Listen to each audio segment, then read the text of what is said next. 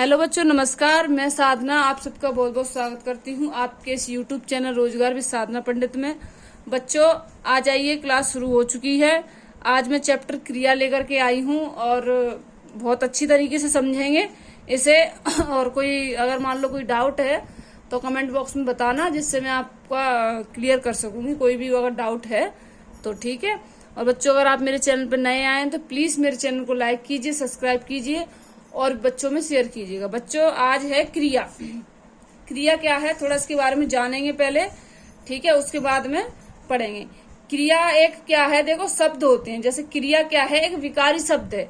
क्या होती है विकारी, क्या है ये विकारी शब्द। मैं शब्द बताऊंगी कौन से रूढ़ शब्द हैं, कौन से यौगिक हैं, कौन से तुम्हारे विकारी शब्द है, कौन से अविकारी शब्द हैं, ये सारे, कौन से देशज है, कौन से विदेशज है। वहां जाके पूरा इसका वीडियो बनाऊंगी और पूरा अच्छी तरीके से समझा दूंगी। अगर आपको कोई डाउट नहीं रहेगा तो अभी फिलहाल लेकिन क्रिया पढ़ रहे हैं तो क्रिया के बारे में जानना बहुत जरूरी है, तो इस पे थोड़ा ध्यान देंगे।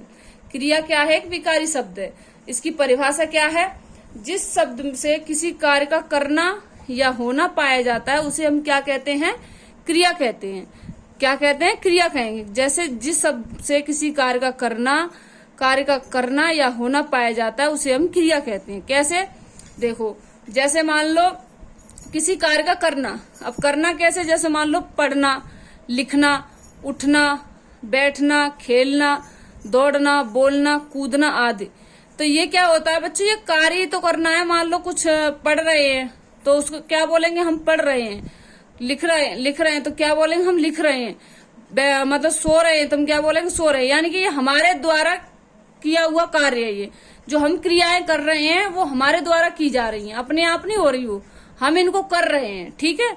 तो इस तरीके से जानेंगे। अब क्या है क्रिया, क्या है क्रिया को, क्वेश्चन आता है क्रिया को हम क्या कहते हैं। जैसे क्वेश्चन आता है क्रिया को हम और भी क्या कहते हैं, तो क्या कह देगा, जैसे यौगिक शब्द कह देगा और तुम्हारा देशज कह देगा और भी दो ऑप्शन बना देगा और एक ऑप्शन दे देगा तुम्हारा धातु। तो हमेशा याद रखना उस ऑप्शन में हमें क्या लगाना है, धातु लगाना है।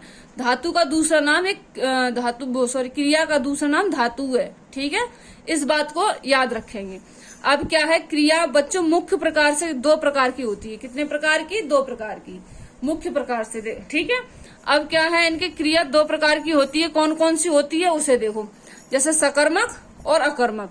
एक सकर्मक हो गई, नंबर 2 अकर्मक हो गई। सकर्मक क्रिया क्या है बच्चों, इसके बारे में जानो। पहले नंबर की क्रिया हमने उठाई है तो इसके बारे में जानेंगे। जिसे पूरा होने के लिए कर्म की आवश्यकता हो उसे हम सकर्मक क्रिया कहते हैं। क्या कहेंगे, सकर्मक क्रिया। यानी कि जिसमें काम करने वाला व्यक्ति हो, ठीक है। जैसे मान लो वो काम अपने आप ना हो रहा हो, ठीक है। और जैसे देखो कुछ क्या होती है, जैसे देखो कुछ होती है ऐच्छिक क्रियाएं, कुछ होती है अनैच्छिक क्रियाएं। ऐच्छिक उन्हें बोलते हैं जिसे हम खुद अपनी इच्छा के अनुसार करते हैं। और अनैच्छिक क्या होती है, वो अपने आप, मान लो जैसे पलक का झपकना, ये क्या है, हमारी अनैच्छिक क्रिया है। इसको हम नहीं कर रहे हैं, अपने आप हो रही है, ठीक है। पलक का एकदम से हंसना, कई सारी चीजें, पलक का झपकना। मान लो हमारे कोई एकदम से चोट लग गई है, मतलब एकदम से लग जाती है, तो मान लो कोई हाथ मारना या कुछ जैसे अपने आप ये चीजों का होना, तो हमें ऐसा लगता है कि हाँ, हम अब अपने आप पे हमारा कंट्रोल ही नहीं रहता। ये अपने आप होती हैं क्रियाएं, ठीक है। ये सारी बात। अब तो ये वो, जैसे देखो सकर्मक क्रिया है तो जिसे पूरा होने के लिए कर्म की आवश्यकता होती है। तो अब क्या है, देखो इसमें क्या है, करने वाला व्यक्ति चाहिए। मेन बात ये है, कौन होगा, एक करने वाला व्यक्ति होगा। कैसे, देखो जैसे पढ़ना, लिखना, मारना, हंसना, जैसे, ठीक है। अब क्या है, देखो इसकी एक शॉर्ट ट्रिक है थोड़ी सी, इसे थोड़ा जान लेंगे। सीधा सीधा है इससे, अगर इसे थोड़ा आप अच्छी तरीके से सुन लेंगे तो आप क्वेश्चन पकड़ ले जाओगे, कोई प्रॉब्लम नहीं आएगी। जैसे क्या या किसको लगाकर जो आंसर मिले वो कौन सी होगी, हमारी सकर्मक क्रिया होगी। कैसे होगी, देखो जैसे इसका उदाहरण लिया मैंने, मैं पढ़ता हूं, तो कैसे मैं, अब देखो इसने क्या बोला है, क्या या किसको लगाकर आंसर मिले तो वो होगी हमारी सकर्मक। और क्या या किसको लगाकर आंसर ना मिले, जिसमें ये क्या या किसको नहीं अप्लाई होता हो, उसे हम कहेंगे अकर्मक, ठीक है। तो इसमें क्या है, मैं पढ़ता हूं, तो इसमें इसमें बन तो रहा है क्वेश्चन। जैसे मैं क्या पढ़ता हूँ, मान लो दूसरा कहेगा मैं इंग्लिश पढ़ रहा हूँ, ठीक है। और कोई और कहेगा मैं मैथ पढ़ता हूँ, या मैं मान लो मैं कहानी पढ़ता हूँ, मैं साइंस पढ़ता हूँ, इस तरीके से। तो इसमें जवाब मिल रहा है ना। तो उसमें क्या देखो, मैं उसने बोला मैं पढ़ता हूँ, तो वो बोला मैं क्या पढ़ता हूँ, तो कुछ भी आंसर दे दो, मैं कहानी पढ़ता हूँ या मैथ पढ़ता हूँ, कुछ भी कर दो, ठीक है। तो ये हो गई हमारी आक्रामक क्रिया। जैसे राधा लिखती है, तो क्या हो जाएगा, राधा लिखती है तो राधा क्या लिखती है, राधा पत्र लिखती है, कहानी लिखती है, ठीक है। तो ये सब क्या मतलब, कहने का शॉर्ट ट्रिक इसका यही है कि अगर क्या लगा करके आंसर मिल जाए तो वो हमारी सकर्मक होगी, और क्या या किसको ना लगाकर आंसर ना मिले तो वो हमारी अकर्मक होगी। अब अकर्मक क्रिया के बारे में जानो, ठीक है। जैसे जिसे पूरा होने के लिए कर्म की आवश्यकता ना हो उसे हम अकर्मक क्रिया कहते हैं। जैसे कर्म की आवश्यकता हो ही ना, मैंने बताया था अनैच्छिक क्रियाएं, जैसे पलक का झपकना एकदम से, ठीक है। और हमारा अब जैसे मान लो हमें ऐसा लग रहा है कि यहाँ कोई हमारे साथ एकदम से कोई घटना घटने वाली, तो वहां से तुरंत भाग जाना, ये सब हमारी अनैच्छिक क्रियाएं, इन पे हमारा काबू नहीं है ये चीज, ठीक है। तो देखो अब जैसे सोना, रोना, उठना, बैठना, ये हो गई। देखो अब राम सोता है, तो राम, अब ऐसे तो बोलेंगे नहीं, अब जैसे इसमें बोला था कि क्या लगाकर देखो, अगर क्या लगाकर देखेंगे आंसर मिल जाए तो तुम्हारा अकर्मक है, वो सॉरी सकर्मक है, और नहीं लगे तो अकर्मक है। अब इसमें लगा के देखो, राम सोता है, राम क्या सोता है, तो ये तो कोई आंसर मिल ही नहीं रहा। क्या सोना, तो भाई सोना ये एक अनिश्चित क्रिया है, ठीक है। राम सोता है तो राम, इसमें कोई क्या अप्लाई नहीं हो रहा। पक्षी उड़ते हैं, तो ना इस बात को कहेंगे पक्षी क्या उड़ते हैं, पक्षी उड़ते हैं तो उड़ते ही हैं, ठीक है। राम सोता है तो सोता ही है। तो यहाँ क्या या किसको या कैसी, ये शब्द नहीं अप्लाई हो रहे हैं। तो बच्चों ये हमारी कौन सी है, अकर्मक क्रिया है। सिंपल है, ये क्रिया दो होती हैं, सकर्मक और अकर्मक, ठीक है। अब तो आगे देखेंगे,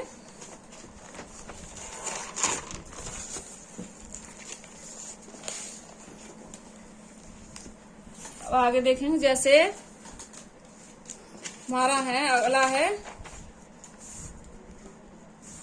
जैसे क्या किसको नियम से पहचान, ठीक है। इसकी पहचान कैसे करेंगे वो देखो थोड़ा।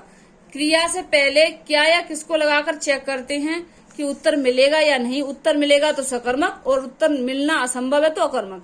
बच्चों मान लो कोई बच्चा पीडीएफ मांगता है, तो ये इसलिए सारी बातें मैं लिख के लाई हूँ, हालांकि मेरे मुंह से समझा दिया, फिर भी मान लो किसी को पीडीएफ देनी होती है तो बच्चे आराम से देख सकेंगे, इसलिए सारी चीजों को मैं लेके आती हूँ।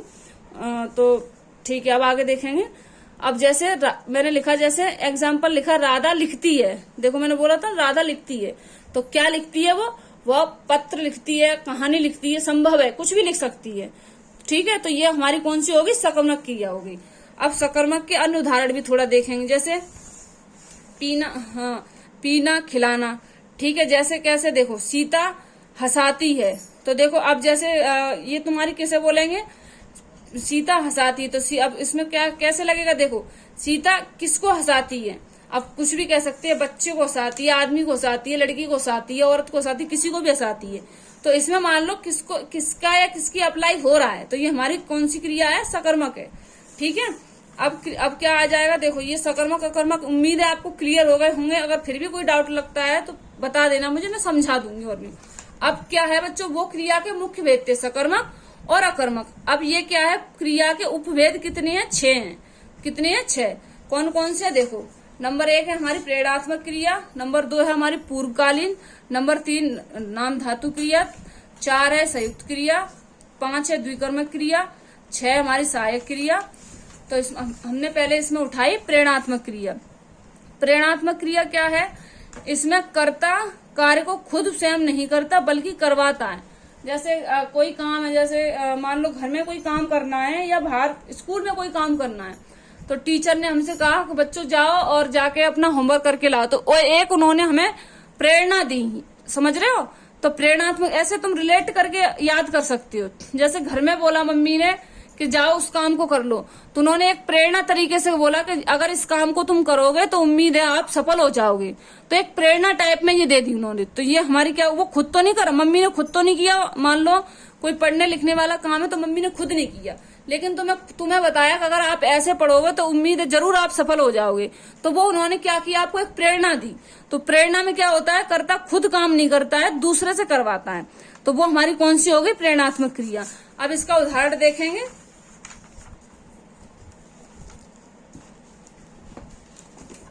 उदाहरण देखो, जैसे प्रेरणात्मक क्रिया के दो प्रकार की होती है। कैसे? देखो, प्रथम प्रेरणात्मक, द्वितीय प्रेरणात्मक। अब जैसे देखो, इसमें से ये भी याद रखें, प्रेरणात्मक क्रिया कितने प्रकार की होती है? 2 प्रकार की। कैसे कैसे? प्रथम प्रेरणात्मक, द्वितीय प्रेरणात्मक। ठीक है। अब है हमारा जैसे मूल है। मूल क्या होता है? देखो, जैसे हंस, लिख, पढ़, सो, ये हमारे क्या है? मूल। ठीक है, ये मूल शब्द है, मूल धातु शब्द है। ठीक है। अगर इनमें हम ना लगा देंगे तो बच्चों क्या बन जाएगी? क्रिया। एक बात और याद रखना, अगर मान लो किसी शब्द के पीछे ना लग रहा है और क्रिया का कोई क्वेश्चन है तो 101% यही है बच्चों, वो क्रिया का क्वेश्चन है और क्रिया को हम आसानी से पहचान सकते हैं। अगर नाम धातु के पीछे या किसी मूल शब्द के पीछे या धातु के पीछे अगर ना लग जाए तो वो हमारी क्या होगी? क्रिया होगी। इस बात को याद रखेंगे। अब जैसे मूल शब्द क्या है हमारा? हंस, तो फिर हमारी अगर हमें क्रिया बनानी तो हमने ना लगाया। ठीक है। अब हमें प्रथम प्रेरणात्मक बनाया तो क्या होगा? इसमें हंसाना हो गया। जैसे देखो, बोला था ना दूसरे से काम कराना, तो हंसाना। द्वितीय में जाएगा तो ये क्या हो जाएगा? हंसवाना। ठीक है। अब उसी तरीके से सुन है हमारा मूल धातु, अगर इसमें ना लगाया तो क्रिया बन गई बच्चों। और प्रथम प्रेरणात्मक बना हमारा सुनाना और द्वितीय बना हमारा सुनवाना। इसी तरीके से अगला हमारा धो, मूल धातु है हमारा धो, तो क्रिया अगर इसमें ना लगा देंगे तो हमारी क्रिया बन जाएगी धोना। ना लग गया। ठीक है। और प्रथम में जाएंगे तो धुलाना और द्वितीय में जाएंगे तो धुलवाना। अब अगला है हमारा दौड़, मूल धातु, तो क्रिया हमारी बन जाएगी, ना लगा देंगे इसमें तो हमारी क्रिया बन जाएगी दौड़ना और प्रथम में जाएंगे तो दौड़ाना, द्वितीय में जाएंगे तो दौड़वाना। अब देखो क्वेश्चन कैसे बनता है वो बताती हूँ मैं। क्वेश्चन इस तरीके से बनता है, इनमें से ऑप्शन दे देगा आपको 1, 2, 3, ये ठीक है। इनमें से निम्न में से बताइए प्रथम प्रेरणात्मक का उदाहरण बताइए। ठीक है। प्रथम प्रेरणात्मक क्रिया का उदाहरण बताइए। तो ये दे देगा, ये दे देगा और ये दे देगा। तो आप कैसे जानेंगे इसे? देखो, हंसाना तो हमारा प्रथम हो गया और हंसवाना यानी कि देखो एक तो मैं कर रही हूँ। ठीक है। उसके बाद और दूसरा करे तो वो हमारा चला जाएगा द्वितीय प्रेरणात्मक में। इस तरीके से तो क्वेश्चन इस तरीके से आता है उसमें, तो हमें ये पहचानना है कि ये कौन से का है, प्रथम का है, द्वितीय का है, या डायरेक्ट इसने क्रिया से पूछ लिया है। तो ये थोड़ा क्वेश्चन डाउट में रहता है, इसे अच्छी तरीके से समझना। अगर समझ में ना आए तो बता देना, मैं और अच्छी तरीके से समझा दूंगी। ठीक है। अब आ जाओ इसे इसकी थोड़ी वो पढ़ेंगे परिभाषा, ये तो होगी कंप्लीट। ठीक है। अब अगली हमारी पूर्वकालीन क्रिया। तो पूर्वकालीन क्रिया कैसे होगी बच्चों? ऐसी क्रिया जो किसी क्रिया से ठीक पहले घटित हुई हो या पूर्व काल में हो चुकी हो, उसे हम क्या कहेंगे? पूर्वकालीन क्रिया कहेंगे। जैसे पूर्वकालीन यानी पूर्व में पहले जो भी हो चुका, जिसको हम पहले कर चुके। पूर्व में से होता है पहले, उसे हम कर चुके। तो कैसे? खाना खाकर, चाय पीकर, काम करके, यानी खाना खाकर, चाय पीकर। पहले उसने खाना खाया उसके बाद कुछ देखा है, पहले उसने चाय पी है उसके बाद कुछ देखा है, पहले उसने काम किया उसके बाद कुछ देखा है, ऐसे। तो जैसे मोहन खाना खाकर पढ़ता है, मोहन ने पहले खाना खाया है उसके बाद पढ़ता है, यानी खाना पूर्वकालीन क्रिया में उसने खा लिया, यानी कि पूर्वकालीन क्रिया यहाँ घटित हो चुकी। अब वो पढ़ता है वो, लेकिन अब इस काम को कर रहा है, अब पढ़ रहा है, लेकिन खाना वो पहले ही खा चुका। इस तरीके से वह चाय पीकर गया। देखो, पहले उसने चाय पी ली है उसके बाद वो गया है। इस तरीके से जो काम पहले घटित हो चुका हो वो हमारी पूर्वकालीन क्रिया में जाएगा। अब है हमारा नाम धातु क्रिया। नाम धातु क्रिया क्या है बच्चों? ऐसी क्रिया जो संज्ञा विशेषण से बनाई गई हो, संज्ञा या विशेषण से बनाई गई हो। संज्ञा की परिभाषा क्या है? किसी वस्तु या व्यक्ति के स्थान के नाम को संज्ञा हम कहते हैं। तो ये सब संज्ञा ही है। तो ये हमारे देखो, ये हमारा ये गर्म, ये हमारा द्रव्यवाचक संज्ञा का उदाहरण है। ठीक है। और ये तुम्हारा और भी और संज्ञा के उदाहरण है। ठीक है। ये हाथ है हमारा, ये सब संज्ञा की उदाहरण है। तो देखो हाथ है, तो संज्ञा और विशेषण। अब ये संज्ञा और विशेषण से देखो क्रिया कैसे बनेगी। हाथ है तो क्रिया मैंने क्या बताया था? ना लग गया तो हमारी क्या बन जाएगी? क्रिया बन जाएगी। तो हाथ हथियाना, तो हमारी ना लग गया तो हमारी क्रिया बन गई। लात लतियाना, तो हमारी क्रिया बन गई। गर्म गरमाना, क्रिया बन गई। ना लग गया तो क्रिया बन गई। बात बतियाना, तो ये ना लग गया तो क्रिया बन गई। अब है हमारा बच्चों चौथे नंबर की संयुक्त क्रिया। संयुक्त क्रिया मतलब क्या होता है? 2-3 बातें, 2-3 काम एक साथ हो रहे हो तो उसे हम कहते हैं संयुक्त। संयुक्त मतलब सब सारा काम मिला करके करना, उसे बोलते हैं हम संयुक्त। तो जैसे देखो, एक से अधिक धातुओं क्रियाओं के योग से बनती है। ये किससे बनती है? एक से अधिक धातुओं क्रियाओं के योग से बनती है। समझ गए? देखो मैंने भी वही बताया था, 2-4 लोग मिलके एक काम को करें उसे हम कहते हैं संयुक्त, उस तरीके से। तो इसका थोड़ा सा उदाहरण देखेंगे कैसे है।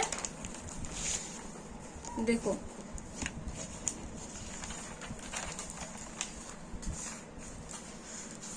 देखेंगे, देखो जैसे वह बिस्तर पर सो गया, वह बिस्तर पर सो गया।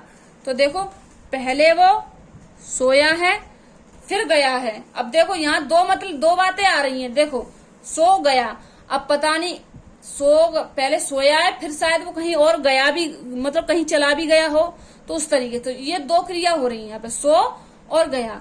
अब एक तो सो गया वो तो बात है ही है, अगला दूसरा अगर देखे जाए तो उसमें 1-2 सेंस निकल रही। सोना तो हो ही गया, पता नहीं कहाँ गया, उस तरीके से। अब हमें जाने दो, तो जाने और दो, ठीक है, जाना तो है ही, यानी कि कुछ मांगने की बात कही जा रही, तो दो, उस तरीके से। अब वह खो गया, ठीक है, तो वह खो तो गया ही गया, और एक वो भी एक मान लो आया है और वो गया, उस तरीके से बात। तो ये 2 बातें हो रही हैं इसमें। अगली हमारी बच्चों द्विकर्मक क्रिया। द्विकर्मक क्रिया क्या होती है? 2 कर्म वाली क्रिया, अर्थात जहाँ क्या और किसको दोनों का जवाब मिले वहां हम क्या कहेंगे? द्विकर्मक क्रिया कहेंगे। जैसे उदाहरण क्या है? माँ ने रमेश को सेब खिलाया। तो कैसे निकलेगा इसका? माँ ने रमेश को क्या खिलाया? माँ ने रमेश को सेब खिलाया, इस तरीके से। तो यहाँ देखो द्विकर्मक क्रिया हो रही है। देखो माँ ने रमेश को, ठीक है, तो यहाँ सेब खिलाया, तो ठीक है, यहाँ देखो 2 क्रियाएं हो गई। माँ ने रमेश को सेब खिलाया, तो ये देखो एक तो माँ हो गई, दूसरा रमेश हो गया। तो यानी ये जो काम है 2 व्यक्तियों के बीच में हो रहा है, तो ये हमारी क्या होगी? द्विकर्मक क्रिया होगी। मोहित ने किताब पढ़ी, ठीक है, मोहित ने किताब पढ़ी।